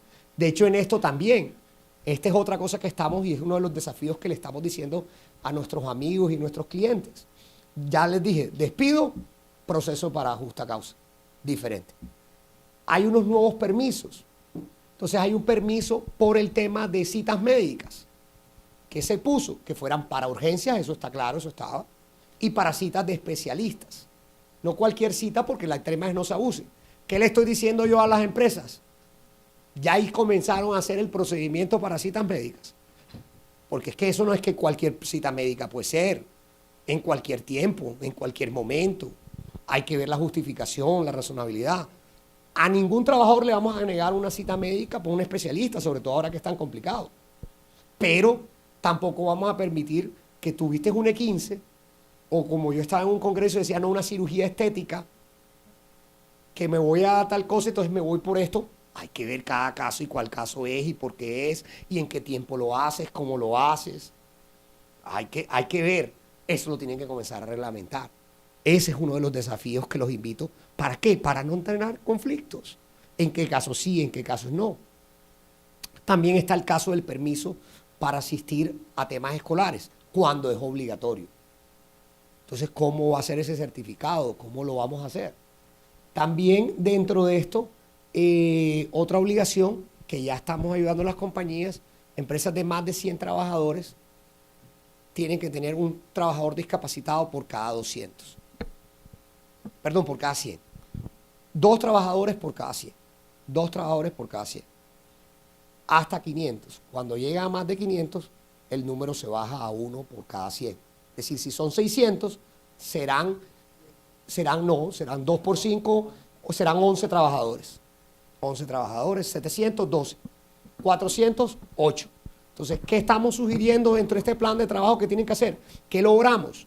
1, antes la ley decía, o el proyecto de la Cámara del Gobierno decía que era nuevas contrataciones. Y vas a condenar a los que son buenos empleadores y ya tenían limitados. Entonces son contratados que ya los tienes o nuevos. Eso lo logramos. Logramos bajar después de 500 a 1 y logramos finalmente que esto se implemente en 12 meses. Entonces, ¿qué vamos a hacer? Vamos a hacer, es que ya estamos haciendo las compañías, llevándolas cuál es la lista de los discapacitados que tienen, personas con discapacidad, con situaciones de discapacidad. Entonces, esas personas con situaciones de discapacidad las estamos viendo, revisando con ellos mismos. Eso hay unas IPS autorizadas y esos trabajadores a esas IPS autorizadas a buscar el certificado. Es importante que tengan claro, en estos casos, estaba viendo. No. Es importante que tengan claro que estas personas no tienen que ser calificadas con más del 25, con el 15. El concepto es el de la ley estatutaria, que no es tan complejo. Lo importante es ajustar este tema al tema de las IPS. Después está el tema de la monetización del contrato de aprendizaje. Estaba en 1.8, pasó a 1.5 salarios mínimos. Temas de medidas de formalización y aportes a la seguridad social, de pagos parciales, finalmente un tema de deportistas y subcontratistas y contratistas, que realmente no hay ningún gran cambio importante. O sea, la ley de contratistas independientes sigue similar a lo que hay hoy. ¿Qué había? Que tú eres responsable solidariamente cuando son labores afines y conexas. Si no son afines y conexas, no eres responsable solidariamente. Antes establecía que acciones de reintegro, sanciones, no. Todo quedó igual. Sobre todo porque ahí le querían hacer, ese era otro daño que le querían hacer a tu sector, que se quitó. Ahí voy acordándome de cosas. Imagínate que tenía la ley anterior, decía que era responsable solidariamente por todos las labores de los contratistas. Yo que le decía a los senadores, miren, ¿qué implica eso? Que en mi casa mi mamá quiere contratar una obra civil, que le arreglen el techo o el baño, un plomero o algo. Pero mi mamá, esa actividad es ajena a ella. ¿Qué va a saber mi mamá de plomería, de techo, de algo? Pero si usted dice que yo cuando contrate a un contratista responde solidariamente, mi mamá va a ser responsable de ese plomero. Entonces mi mamá lo primero que va a pensar, yo no sé cómo cuidarlo, cómo conservarlo, yo tengo que buscar es una empresa grande, que si pasa algo, ella responde. ¿Qué le va a pasar a ese plomero? Nadie lo contrata. Eso iba a anular la contratación de los contratistas de los micros y pequeños. Se eliminó a gran fortuna. Y esa solidaridad sí que queda cuando yo sé de esa actividad. Si yo soy abogado y contrato unos abogados, pues sí. Pero si yo contrato un transportador, un ingeniero civil, no va afín a mí, no me exijas más allá de lo que yo puedo dar. Otra cosa que quedó igual es el tema de de los temporales, quedó igual. El tema de la prescripción se mantuvo como está hoy, y dentro de esto, para tu sector de la vigilancia, se dijo que la tarifa se tenía que reajustar en el mes siguiente de hacer los reajustes. Eso fue un tema importante. Y aquí otro tema que es bueno para que lo aclaren en sus hogares y le lleven también esas noticias a sus padres. Si no, en sus hogares no hay empleadas de servicio doméstico, eso es una discusión que hay. En las derogatorias se puso que se eliminaba un artículo que establecía que las empleadas de servicio doméstico no tenían límite. Pero realmente ese artículo ya había sido revisado por la Corte Constitucional y había dicho que no, que claro que tienen límite. Son un trabajador igual al otro. Pero lo que sí tienen que tener en cuenta es que aquellas empleadas de servicios domésticos o empleados del hogar que residen en el lugar de trabajo, hay otro artículo que dice que cuando las jornadas son intermitentes y yo resido en el lugar de trabajo, ese límite de 8 horas no aplica. Entonces, para esos casos todavía se sigue aplicando la otra norma que está. Ahí está dentro de los artículos mejorados y hablamos, para cerrar las preguntas, acá y acá. Vamos a darle el uso a la dama y después el señor. Mi pregunta es con relación a la vinculación de personas en condición de discapacidad 2. La primera es, una persona con calificación mayor al 15% de pérdida de capacidad laboral, ¿se considera una persona con discapacidad o no? Esa es la primera.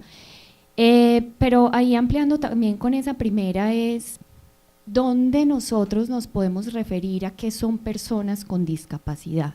Para tenerlo muy claro. Listo, entonces, mejor dicho, 3 preguntas. Y la tercera es, esas personas, lo que tú decías ahorita al principio, pues digamos que si yo contrato personas con discapacidad y quiero hacer una terminación de contrato por desempeño, por lo que sea, ¿tienen estabilidad laboral reforzada? Sí. Bueno, las 3 preguntas y ya seguimos con la otra pregunta. Una, las personas de discapacidad, la ley estatutaria. Juan, si puedes buscarme la ley estatutaria, creo que lo está haciendo proactivamente, y me das la definición, perfecto, pero es algo así: quien tenga, cualquier persona que tenga una deficiencia en temas psicológicos, sociales, físicos, de que lo afecte a mediano y largo plazo, algo así dice la definición de la ley. Pero lo importante es que eso no tiene que ver con el porcentaje de calificación. Puede haber un porcentaje y después no la declaran discapacidad. Eso no es un porcentaje. Es lo primero que saquemos, porque hay muchos trabajadores que no tienen porcentaje y que podrán ser declarados. ¿Qué es lo que hay que hacer? Uno con su médico le pide a esas personas una calificación integral o una revisión integral de sus situaciones para que vean toda su complejidad que tiene en salud, porque yo lo que quiero es que me declaren que estoy en una situación de discapacidad. Entonces, yo necesito que me lo declaren. Entonces, yo le digo a mi médico, dígame toda esa calificación integral de esta persona. Y yo voy a la IPS. Y la IPS me ayuda a certificar. Entonces, voy contestando las preguntas y le damos la palabra a Juan Carlos. Déjame, termino, Juanca, para que termines y tú cierres con la respuesta de cómo se hace y no se hace. Esa era la primera. ¿Cuál es la segunda? La estabilidad laboral reforzada. La estabilidad laboral reforzada. ¿Qué haría yo? Si es una nueva contratación, de alguna manera yo la trato de cuadrar dentro de un programa de contratación por personas en discapacidad. Que se sepa que es un programa y trato de dejar huellas de que lo hago por su situación, que aquí no hay ninguna discriminación, todo lo contrario. Ahí es un trato positivo para incorporarla y que cualquier situación no se predicaría de eso. De tal manera de que me encuadre en la sentencia de que pasó en Bogotá, donde yo contraté a una persona así y dijeron aquí que no puede haber fuero de salud, pero el riesgo lo tienes. Sí, acuérdate cuando te conté el caso de la persona de síndrome de Down. ¿Y había otra? No. Se me olvidó. Ya, Juanca, contéstale ahí y vamos acá y ya venimos acá. Listo, sí, entonces hay varios temas de normatividad de frente al paso a paso para encontrar el certificado de discapacidad. Es la resolución 1197 del 2024, 1197 del 2024 del Ministerio de Salud. ahí se detalla el paso a paso para la obtención de los certificados. Súper, gracias. Y hay otra norma importante para que tengan en cuenta, la 1618 del 2013, donde se detallan algunos ejemplos de la discapacidad. Entonces hablamos, como dijo el doctor Chapman ahorita, esto se trabaja por parte de las IPS y de las Secretarías de Salud Municipal, y algunas de estas deficiencias, se habla de la discapacidad física. Esta es para la categoría de las personas que presentan alguna deficiencia corporal, también discapacidad auditiva, discapacidad visual, ceguera, discapacidad intelectual, discapacidad psicosocial. Entonces todo eso está regulado también en la 1618. Entonces esas dos normas. Sí. ¿Y qué hacemos? Ahí lo que pasa es que sí siento que ahí hay un riesgo súper grande. Bueno, pues ya lo tenemos y ya lo estamos viviendo, pues, porque realmente con los fueros de salud la perdemos pues casi siempre. Pero las personas que tienen calificación de PCL por encima del 15%, uno podría hacer el trámite de certificación, y si efectivamente se certifica serían con discapacidad, y si no, pues no. Sí, pero eso es un tema de que nosotros asesoramos del tema del foro de salud. O sea, yo siempre en el tema del foro de salud hago 3 focos: más de 50 o cerca de 50, más de 25 o cerca de 25, y de 15 abajo, menos de 15 abajo. Entonces yo de alguna manera me concentraría con los que esté cerca de 50, más de 25 o cerca de 25, y trato de hacerles el proceso de calificación. Y ya de todas maneras yo les digo a mis clientes que pierdan el miedo de hacer todas estas certificaciones, porque alguien que tenga el 16, el 17 ya tiene foro de salud. A veces no los quieren calificar, pues ya tú sabes que te lo van a reintegrar en la tutela, todo lo contrario. Vea que lo califiquen, y no solo ahí, yo hago que los lleven al 25 porque hay un beneficio tributario. Claro, pero uno sí, le debe perder el miedo.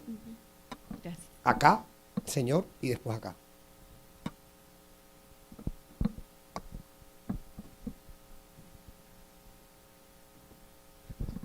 En esta nueva legislación, ¿cómo queda la vinculación laboral de los trabajadores, digamos, de fincas, cosecha cafetera, recolección de esos productos?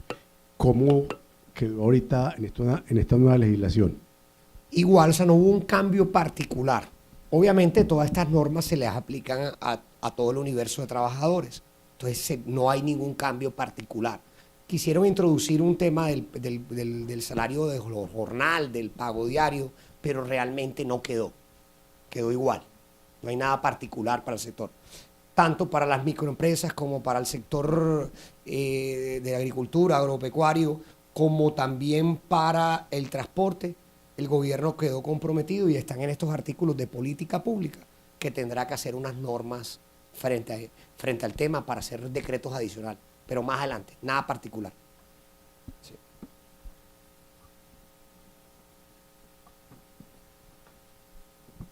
Bueno, yo tengo 2 preguntas. La primera es, con la reforma pensional, lo que decías ahorita era que cuando la actividad principal de la empresa se realizara por actividades propias, habituales, permanentes o misionales, no se podían hacer entonces contratos de prestación de servicios. En este momento precisamente yo tengo una empresa que realmente muchos de sus trabajadores son precisamente contratados por esto, y realmente los trabajadores no quieren ser vinculados mediante un contrato laboral, pues porque económicamente su remuneración es mayor por prestación de servicios, porque no solamente le prestan sus servicios a esta empresa, sino a otras empresas. Realmente entonces ahí no se puede seguir haciendo esta contratación. No, o sea, eso no quedó ninguna norma. Todo lo del contrato de prestación de servicios se eliminó. O sea, hoy sigue la ley anterior, es decir, tú puedes contratar por contrato de prestación de servicios o laboral o contratistas labores afines, no hay ningún problema, o el mismo core business o el mismo así negocio. sea la actividad principal no hay problema, de la no hay empresa. restricción para eso. Bueno. O sea, tú puedes, lo que tienes que ver es riesgo de demandas laborales. Ajá, entonces, ya estamos, sí, de demandas laborales por contrato de realidad, pero no cambió nada. Entonces, ya estamos llegando al final, vamos a cerrar porque ya estamos pasaditos de tiempo, poquito pasaditos de tiempo. Entonces, artículos que realmente que quedaron como el gobierno y son las preocupaciones. 3 los más graves: contrato de aprendizaje, dominical y el tema del recargo nocturno por el efecto que va a tener. Mi mayor preocupación, contrato de aprendizaje. ¿Por qué? Porque pasa de un costo de 1.200.000, 1.400.000 que tenía el mínimo a 2 millones algo, son un aumento casi del 80%, o sea que aumenta con ese porcentaje, ya per se es un problema. Segundo, porque como ustedes ven ahí, vuelve más atractivo la contratación, perdón, la monetización del aprendizaje con la contratación. La monetización, miren que cuesta 2.135.000 y contratarlo cuesta 2.390.000. Ellos dirán, pero el otro presta servicio, pero aquí tienes un riesgo de fuero de salud, de enfermedad, de un tema de sobrecosto si es una empresa grande y tiene prestaciones extralegales. Esto ya no será 2.300.000, sino será más. Es decir, hay un problema, porque ya las empresas están pensando en monetizar y no contratar a los jóvenes. A mí eso me preocupa. ¿Por qué me preocupa? Porque, ¿qué es lo que, o sea, yo digo, ¿qué van a hacer con esa plata? ¿Qué piensan hacer el gobierno? Yo me imagino con esa plata, 2.135.000, eso alcanza para 5 jóvenes, a 400.000 pesos, a 450, 430. ¿Y a quién le doy los 430.000 pesos? Por un monetizado ustedes cogen 4 jóvenes. Y ahí tienes un subsidio. ¿Y a quiénes se los van a dar? ¿Y por qué se los van a dar? A mí eso me preocupa. Sobre todo porque con la plata del sector privado van a generar una plataforma de contratación, de auxilios, que parece que fuera plata del gobierno. Y le dan las gracias al gobierno y es plata de acá. Y después nos van a comenzar a criticar porque monetizamos, porque ese es el otro problema. Mire, ese sector privado desalmado prefirió monetizar y no contratar. Ese es un problema. Un problema. Porque la gente se está optando por monetizar. Y de alguna manera es más ventajoso. Miren los costos. 2.135.000 sin problemas, sin ningún riesgo, a 2.390.000 básico. Más situaciones, más problemas. Sobre todo porque hay que entender que el contrato de aprendizaje realmente es diferente al contrato laboral, o sea, porque es que a veces lo quieren asimilar como es que si un aprendiz fuera un contrato de trabajo. No, no, que el objeto del contrato de aprendizaje es enseñar a la persona, que coja experiencia. Ya, y eso de alguna manera tiene que entender, lo que uno tiene que dar en Colombia es oportunidades. Y eso es lo que debe acrecentarse. Con esto van a perder oportunidades los jóvenes. En el momento histórico donde más las necesitan. Acuérdense que a esta generación le dicen, infortunadamente, los ninis. Son más de 2 millones de personas sin estudio y sin empleo. Ni estudian ni trabajan. Entonces me preocupa. Pero esa es la realidad. Se crea un incremento de los costos, se vuelve laboral, tienes que tener prestaciones sociales, derechos laborales, contrato a término fijo, puede ser hasta 3 años. Lo único que no se puede regular es la monetización, el ingreso mensual, que es mínimo, no puedes regular extralegalmente. Pero las otras cosas sí las puedes regular extralegalmente. Otra cosa que están diciendo es que se tienen que pagar para fiscales. Yo no estoy de acuerdo con eso. La circular no es ley, pero sí, a mi opinión ahí se están equivocando y le dicen que tienen que pagar para fiscales. ¿Y por qué yo digo que no? Porque en el Congreso, en esta discusión, nosotros teníamos un proyecto donde decían que no era laboral, que se pagaba seguridad social y se pagaba una prima y unas vacaciones. Pero cuando nos cambiaron las mayorías a una semana siguiente de la Comisión Cuarta, lo volvieron laboral, pero lo hicieron sobre el texto que habíamos hecho nosotros. Ahí no tuvieron, ahí no tuvieron el tiempo, el espacio, yo no sé qué pasó ahí, porque se equivocaron, porque ellos hubieran podido coger el texto de la Cámara. Si usted ve en el texto de la Cámara, no decía nada de apoyo de sostenimiento mensual. Y decía, sin perjuicio, lo que consagren en convenciones colectivas. O sea, ellos lo tenían regulado laboral plenamente, pero por sus afanes cogieron la redacción que había elaborado yo. Y la redacción que había elaborado yo era la ley 789, donde no es laboral, donde tú regulas específicamente cuáles son los costos de seguridad social. Y ahí la intención de nosotros era que no se pagaba caja de compensación. Nosotros lo que queríamos era pagar pensión y salud para que el emprendiz tuviera un mejor derecho, pero no caja de compensación. Y esas diferencias son plenamente válidas. Lo mostraba en la gráfica anterior. Aquí la Corte Constitucional en esa sentencia 457 dijo, tú a un aprendiz le puedes dar un trato diferenciado con un laboral, porque un aprendiz no es un trabajador propiamente dicho. Esta es una labor social que hace el sector empresarial para darle primera oportunidad a un joven, para que aprenda. Hace parte de su formación. Y la verdad es esa, o sea, ¿cuántas universidades no tienen convenio con nosotros y uno nada más da la ARL y el estudiante va? Las prácticas, porque es para coger experiencia, es un aprendizaje, es una escuela, la empresa se vuelve una escuela de aprendizaje, de alguna manera, y por eso puedes pagar cosas diferentes, dijo la Corte. Entonces, la intención de la norma que nosotros construimos, como sale ahí, era que no tenía caja de compensación. Entonces, ¿qué pasa si ellos cogen nuestra norma y la quedan? Tiene que seguir lo que nosotros hicimos. Ahora en la circular la quieren arreglar y están diciendo que sí se paga. Pero acuérdense que en estas autoridades administrativas se equivocan. Hace un mes estaba diciendo el SENA que la norma no le aplicaba a los contratos viejos. Y ahora sí. Entonces, aquí ustedes lo que tienen que confiar es en el abogado que ustedes tengan y ver. Obviamente esto en la práctica de la caja de compensación no va a ser posible enseguida. ¿Por qué no va a ser? Porque es que ya cogieron las planillas y las pusieron para que pagara. Hay que pagarlo. Mi punto es que hay que comenzar a reclamar para que esa obligación la quiten en el futuro y no las quiten porque no es lo que dice la ley. Pero cosas extralegales sí tienen derecho a recibir porque no se restringió. Es decir, ellos se pueden beneficiar de una convención colectiva. La otra norma que es compleja es el tema del domingo. Nosotros la propuesta que teníamos ahí era que sí el domingo 100%, pero el festivo el 75%. Y que no aplicara a las micro y pequeñas empresas. ¿Por qué el festivo un valor menor?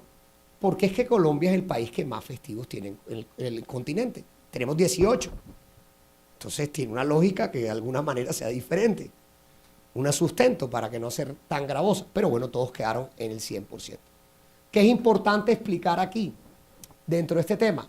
Porque ya están surgiendo miles de interpretaciones y cosas.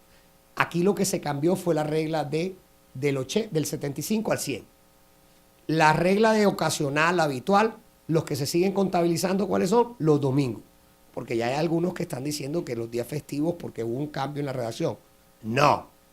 El domingo es lo que se cuenta para habitual y ocasional.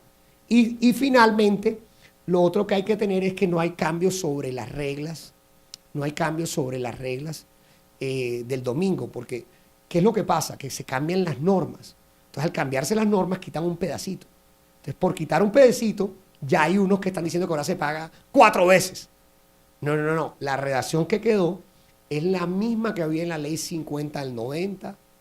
Y en la ley 50 del 90, la Corte había definido que se pagaban 3 veces el domingo. Entonces, cuando ustedes le hablen de domingo, ¿qué fue lo que cambió? Del 75 al 100. Nada más. Y la segunda parte que cambió, ¿cuál fue? Que ellos por temas filosóficos querían quitarle el significado religioso que tiene el domingo. Acuérdense que el domingo Dios descansó en el 7º día. Hizo todo en 6 días, el día 7º descansa, por eso descansamos los domingos. Como ellos no querían nada de este tema con el catolicismo, que todos podemos pactar que el día de descanso sea cualquier día de la semana. Lunes, martes, miércoles, jueves, se puede pactar. Antes se podía en la jornada flexible, ahora se puede siempre y cuando lo dejes por escrito. Esos son los 2 cambios. Ojo, no hay cambio en habitualidad y ocasionalidad, no hay cambio en las veces que se paga lo excepcional y el tema por más apartes pequeños que se suprimieron. Y eso es importante. Y el último, que es la jornada nocturna. ¿Por qué eso es gravoso? Cuando nosotros comparamos la jornada nocturna con el continente, resulta que Colombia es el país que más horas y porcentaje paga de recargo nocturno del continente. Entonces, a nosotros nos vendieron que era que en Colombia anochece a las 9. Resulta que en países como Chile, que es más sólido que nosotros en la economía, no pagan recargo nocturno. Y yo creo que allá anochece, ¿verdad?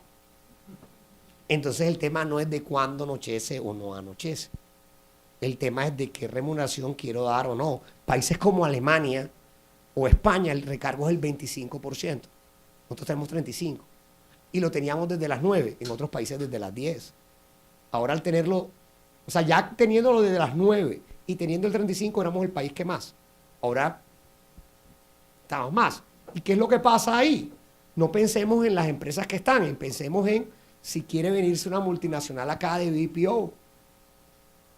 Ellos ¿qué hacen?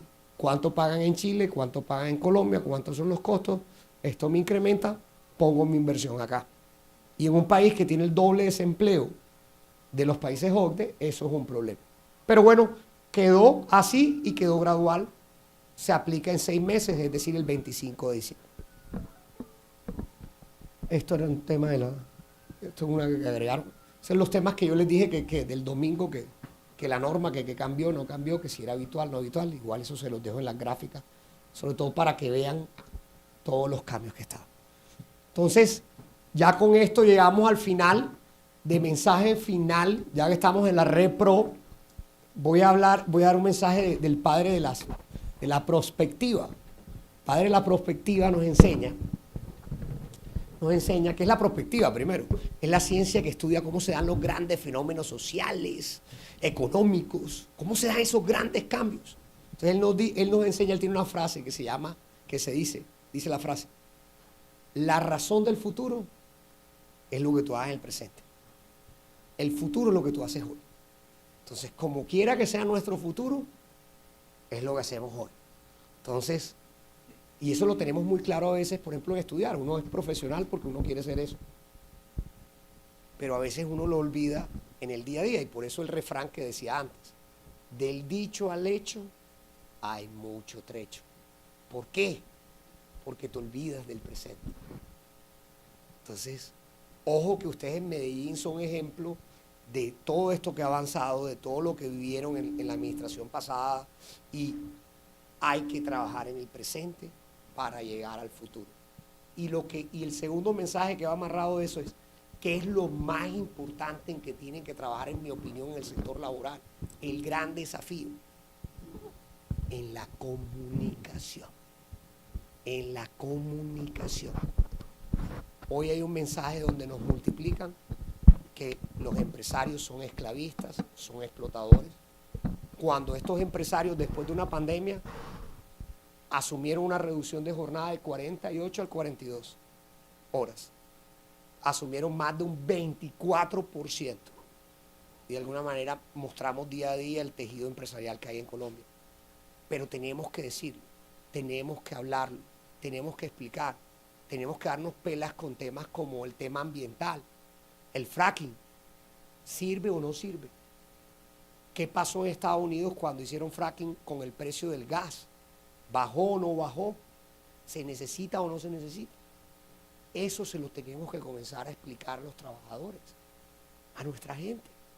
Elevar el nivel de la discusión y multiplicarlo de manera clara. Oye, mira, yo no soy esclavista y explotador porque mira cuánto te subí el aumento, mira esto, mira cuánto beneficio. Oye, que era Colombia antes. Yo recuerdo hace 20 años yo volaba en un avión y para mí era un plan turístico, uno se ponía súper elegante, más que para la charla. Eso era un plan. Y ahora uno ya ve todo el mundo en chancleta. O sea, pero ya tú ves de diferentes clases sociales. Viajar era una oportunidad. Antes había el dicho, oye, ¿quién conoce el mar? Ya está en desuso. Eso era como cuando el dicho y que, ¿quién come pollo? Todo el mundo después comió pollo, ya no, el pollo ya no es tan famoso como antes. Hemos evolucionado. El teléfono, ¿ustedes se acuerdan de las épocas del teléfono que daba tono, que para que diera tono el 1, 2, 3? A mí me ponían chiquito y yo tenía que poner, mi mamá, mire que eso de tono. Entonces yo marcaba 1, 2, 3, 4 para ver si daba tono. Después los 3 ceros y uno ahí para ver si daba tono. Todo ha evolucionado, hemos cambiado. Hay más clase media, hay más cosas positivas. Pero tenemos que comenzar a explicar y a hablar y a cacarear. Ustedes en Medellín y Antioquia, yo que paso por todo el país, para mí ustedes son los el mejor ejemplo en comunicación. En esa parte me parece espectacular, porque ustedes lo que vivieron en el pasado de la antigua administración local, que le dio tan duro al sector empresarial paisa, los hizo como cacarear más. Los paisas por naturaleza son humildes, no dicen lo que hacen.